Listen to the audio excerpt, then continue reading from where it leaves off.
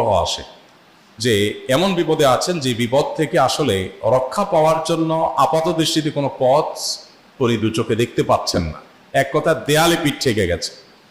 তো এরকম পরিস্থিতিতে একজন ইমানদার আল্লাহ রাব্বুল আলামিনের কাছে তার এই সমস্যাকে তুলে ধরবার জন্য কয়েকটা আমল আমরা বলতে পারি, যে আমলগুলোর মাধ্যমে আল্লাহ তাআলা ওই অসম্ভবকে তার জন্য সম্ভব করবেন ইনশাআল্লাহ। এবং এই আমলগুলো চর্চা আমার জীবনে আমি করে দেখেছি, এগুলোর প্রয়োগ করে দেখেছি, আমলগুলো করে দেখেছি। আলহামদুলিল্লাহ, যেখানে মনে হয়েছে এই সমস্যা বাহ্যিকভাবে সমাধানযোগ্যই না, আল্লাহ তাআলা সেটাকে অলৌকিকভাবে সমাধান করেছেন। এবং আমার জন্য বহুবার আমি দেখেছি।